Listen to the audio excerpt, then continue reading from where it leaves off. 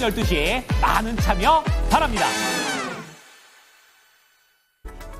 자, 이어서 미국 현지 연결해서 자세한 내용과 분위기들 점검해 보겠습니다. 김한희 특파원입니다. 안녕하십니까? 네, 안녕하세요. 자, 뉴욕 증시가 어쨌든 사흘 만에, 3거래일 만에 하락으로 방향을 바꾼 상황이 되겠습니다. 시장의 분위기는 어떻게 움직였습니까? 네, 뉴욕 증시 3대 지수가 하락세로 방향을 틀었습니다. 특별한 악재나 호재 없이 트럼프 미국 대통령의 관세 정책 불안감으로 투자자들이 매도 우위를 나타낸 건데요. 관세 협상에 이렇다 할 진전이 없는 와중 중국이 미국 보잉 항공기 구매를 금지하는 등 상호 견제가 강화되며 서서히 긴장감이 차오르는 구도입니다. 다만 낙폭은 크지 않았고 매그니피센트 7 빅테크 가운데 엔비디아와 테슬라는 상승 흐름을 이어갔습니다. 뉴욕 증권거래소에서 다우존스 30 산업평균 지수는 전 거래일보다 0.38% 내렸고 S&P 500 지수는 0.17%, 나스닥 지수는 0.05% 밀린 채 장을 마쳤습니다. 테슬라는 이틀을 내리 올랐습니다. 전날 0.02% 오른 강보합세로 마감한 테슬라는 오늘도 등락을 거듭한 끝에 결국 0.7% 상승한 채 장을 마쳤습니다. 테슬라는 기술적으로 곤란한 지경에 빠졌지만 상승세를 기록했는데요. 배런스에 따르면 테슬라 주가 차트는 이른바 데스 크로스를 형성했습니다. 데스 크로스란 단기 이동 평균이 장기 이동 평균을 밑도는 것을 가리키는데요. 테슬라 50일 이동 평균선이 전날 289달러로 200일 이동 평균선 291달러 밑으로 떨어졌습니다. 이처럼 단기적인 주가 모멘텀 둔화를 가리키는 기술적 지표이지만 그럼에도 테슬라는 상승했습니다. 엔비디아도 1.35% 상승했습니다. 반면 애플은 0.19%, 마이크로소프트는 0.54%, 알파벳은 1.73% 하락 마감했습니다. 아마존과 메타 또한 1%대로 떨어졌습니다. 항공기 제작사 보잉은 2.36% 급락했습니다. 트럼프의 대규모 관세에 따른 중국의 보복이 주가 급락을 불렀는데요. 블룸버그에 따르면 중국 당국은 미중 무역 전쟁의 일환으로 중국 항공사들의 보잉 항공기를 더 이상 인도받지 말라고 지시했습니다. 737 맥스 추락 사고로 유럽 항공기 컨소시엄 에어버스에 밀리고 있는 보잉이 트럼프의 무역 전쟁 속에 이중 타격을 입게 된 겁니다. 항공기 부품 공급망이 전 세계에 퍼져 있는 가운데 보잉은 트럼프 관세로 항공기 제작에 필요한 부품을 미국으로 수입할 때 막대한 관세를 물게 된 데 이어 중국의 보복으로 대형 시장을 잃을 판입니다.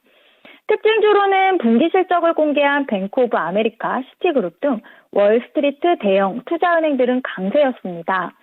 분기 매출과 순이익이 월스트리트 전망을 압도한 뱅크 오브 아메리카는 3.68% 급등했고요. 역시 기대 이상의 순이익을 공개한 시티는 1.73% 상승했습니다. 실적 발표를 이틀 앞둔 넷플릭스는 5% 가까이 급등했습니다. 네, 그동안의 상승세를 약간은 뒤로 하고 숨 고르기에 들어가고 있는 뉴욕 증시의 분위기였습니다.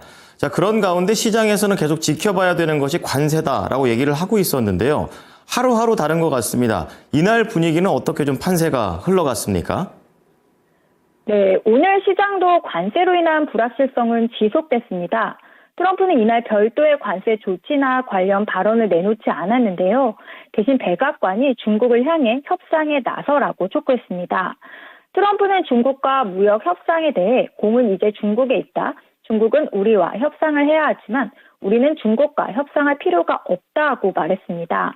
캐롤라인 레빗 백악관 대변인은 중국계 동영상 플랫폼인 틱톡 거래를 위해 대중국 관세를 줄여줄 수 있다고 말한 트럼프 대통령의 방침이 여전히 유효하냐는 질문에 우리는 중국과의 거래에 열려 있다며 중국이 미국과의 협상이 필요하다고 설명했습니다. 하지만 중국은 강대강 전략을 구사하며 미국과 비교해 오히려 여유로운 모습인데요.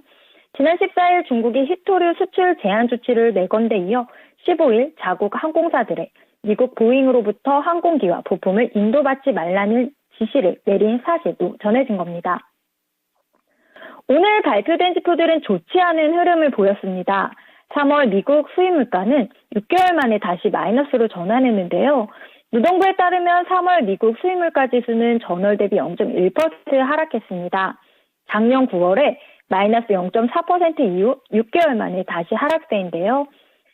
미국 뉴욕 연은이 관할하는 뉴욕주의 제조업 업황 또한 2개월 연속 위축세를 기록했습니다. 뉴욕 연은에 따르면 4월 뉴욕주의 제조업 지수는 마이너스 8.1을 기록했습니다. 전월에 마이너스 20보다는 11.9포인트 상승했지만 위축 국면은 벗어나지 못하고 있는 겁니다. 전문가들의 증시 비관 전망 지속되고 있는데요. 이날은 투자은행 제프리스가 비관론에 가세했습니다. 제프리스는 올해 말 S&P 500 목표가를 6,000에서 5,300으로 대폭 낮췄습니다. 오늘 종가보다도 1.79% 더 떨어질 거란 예상인데요. 연말 목표가를 5,200으로 제시한 JP모건보다는 나은 전망이지만 월스트리트 전망치 평균 6,000과는 크게 다른 전망입니다. 시장 예상치 6,000으로 올해를 마무리하면 S&P 500은 지금보다 11% 상승해야 됩니다. 제프리스는 트럼프 정책 불확실성으로 인해 미국 경제가 침체되고 이 때문에 S&P 500 편입 500개 대기업들의 주당 순이익 성장률도 시장 예상치 평균 11%에 반도 안 되는 5.1%에 그칠 것으로 비관했습니다. 지수 목표가 하향 조정의 주된 배경이 되고 있는 트럼프의 오락가락 관세 정책은 그러나 앞으로도 시장 불안을 증폭시킬 거란 경고 계속 나오는데요. 모건 스탠리는 투자자들은 앞으로도 지금보다 훨씬 더 많이 속아 넘어갈 수 있다는 점을 대비해야 한다고 충고했습니다. 이제 내일 일정 살펴보겠습니다. 경제지표로는 3월 소매 판매, 3월 산업생산, 4월 전미주택건설업협회 주택 시장지수가 발표됩니다. 내일 연준 위원들 발언 있는데요. 일단 제롬 파월 연준 이사의 연설에 시장이 주목할 것으로 보입니다. 지난주 주요 연준 이사들이 잇따라 필요시 연준이 시장에 개입할 수 있다고 언급한 바 있는데요. 파월이 이에 보조를 맞출지 주시할 필요가 있습니다. 이 밖에도 리사쿠 미국 연준 이사, 베스 해머 클리블랜드 연은 총재 연설이 예정돼 있습니다. 네, 내일도 통화 정책에 대한 변화의 힌트가 있을지 지켜보도록 하겠습니다. 오늘 말씀 감사합니다. 네, 감사합니다. 지금까지 모닝인 뉴욕이었습니다.